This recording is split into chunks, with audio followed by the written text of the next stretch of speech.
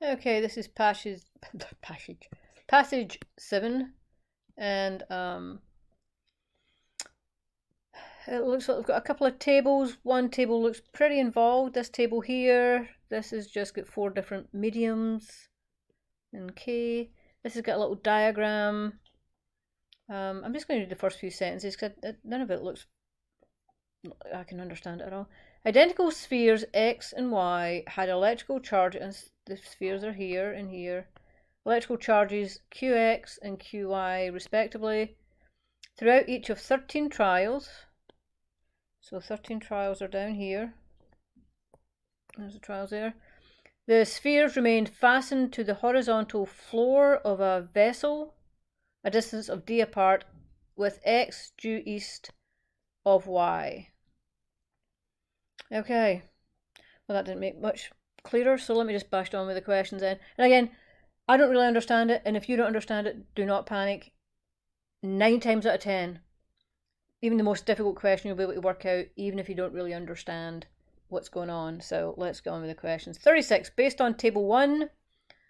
So that's going to be step 1, find that. And the results of trial 1. Okay, we're going to have to find trial 1 and trials 1 through 13. That's step 3. As k increased, fx did what? So look at k, it'll be number 4, and then find what fx is and what it's doing. So, step 1, table 1, right here. Results of trial 1 is here, and trials 1 through 13 are down here. As k increased, so k is here, and it's getting bigger, so we can see that k is increasing here. Fx, so I don't know what fx is, and it seems it's explained here. X exerting an electrical force of magnitude Fy on that, Y exerting an electrical force of magnitude Fx. So Y and you write F.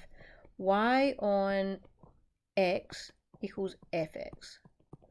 I'll just write the other one. So X on Y equals Fy, because I'm sure I'm going to need that later on. So now we've found everything. Now we just have to see what it's doing. So as K increased, so K is air, and then we've got PET. So air is here, it's 0.23, then 0.1, 0.05, 0.03. So as K increased, which is air, polyethylene, transformer, oil, and neoprene, the FX thing got smaller. Right, it started at 0.23, it went to 0.1, 0.05, 0.3, so it decreased. A wee bit involved for a first question, but again, if you just take it step by step, don't overthink it, that's what it is. Right, suppose that sphere X had become unfastened from the floor. Not sure why that changes it. Of the vessel during trials 1 and 7. Alright, so that's going to be step 1 is find that. During which of these trials would sphere X more likely have undergone the lesser amount of acceleration? Okay, I don't really get that, but let me just read the answers to see if it helps me. Trial 1, because the magnitude of the electrical force exerted by Y on X was greater in trial 1 than in trial 7. Well, we saw from the last question that Y on X is Fx, so we're looking at this. We're looking at this column here, right? Fx. And we're looking at trials 1, and we're looking at trial 7. So that kind of has helped clarify what I'm looking at. So I just have to find which one of these is right. So trial 1, because the magnitude of the electrical force exerted by Fx was greater in trial 1, it was 0.23. In trial 7, it was 0.9. So that's wrong.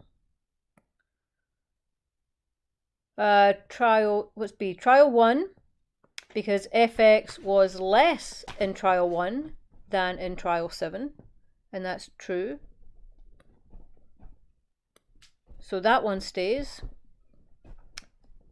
Lesser amount of acceleration. Okay. Trial 7, because the magnitude, the fx, we know that this whole thing, this magnitude of whatever is just fx, was greater in trial 7 than it was in trial 1. But if it's greater, then we're asking for the lesser amount of acceleration. So that isn't right either, because it says trial 7, it was greater than in trial 1, but this is a bigger number, so that's wrong. We're looking for the lesser one. Trial 7, because the fx was less than in trial 7 than trial 1. No, it wasn't less than. But yeah, it's a wee bit difficult to understand there, but it's B, because we're looking for trial 1 with a lesser kind of electrical force here, and so B is the only one that actually fills all the criteria. A wee bit difficult, but I think we've got the right answer.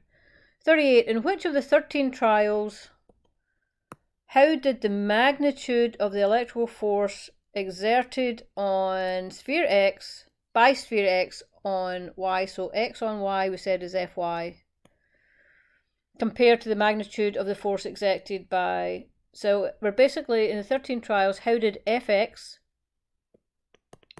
which is this, compare to Fy, which is Y on X. So we've got Fx here, we're going to look at this table here, we're looking at that and that. How did it compare? Alright, for this first bit, they're the same. 45, 45, 60. Oh, it looks like they're the same all the way. They're exactly the same. These two columns are exactly the same for every single trial. So where do we find that? Magnitude was greater, no. Was less, no. Was the same, cannot be determined, no. We know it's the same, so it's H. That was so much easier than the last question. I didn't mean to take that off, but there we go. 39. Suppose that in each trial either electrons or protons had been added to each sphere to produce its charge. In trial 3, we're looking here, which of the two types of particles would have been added to sphere X, and which of the two types would have been added to sphere Y? Oof. So I'm just going to read this. The vessel was filled with a medium having a dielectric constant K, ability to modify electrical force. It says nothing. Okay, this is an outside knowledge one, because the passage says nothing about electrons and protons. So we look at trial 3. That's our step 1 is defined that. So step 1. So trial 3, Qx was the electrical charge for sphere X, and Qy is the electrical charge for sphere Y. So trial 3, we see here Qx, so sphere X has a negative charge and Qy has a positive. And this is an outside knowledge question. You just need to know that electrons are negative and protons have a positive charge. So if X is negative, then it had electrons. So that's A and C are right, B and D are wrong. And then Qy, sphere Y, is over here is positive, so it would have protons. Electrons are negative, protons. So we need electrons, protons, and that is A.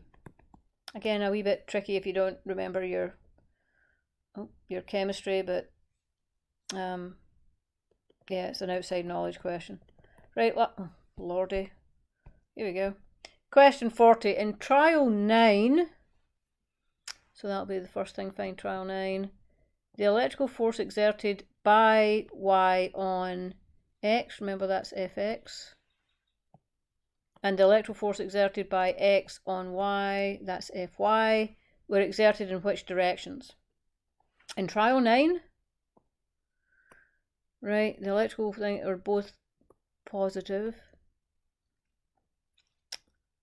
And 90. So we know from up here that X, when it's, I guess when it's positive, goes east, and Y is going west. Again, that's a pretty tricky one. This was a hard. I mean, other people would find it, I know, it's ridiculously easy, but it's not as obvious as a lot of these questions. So it is electrical force. X is east, so F and G stay in, H and J go out, and Y would be positive. It's west, so it's G. Not the easiest passage, but even not really understanding too much, we managed to get through it.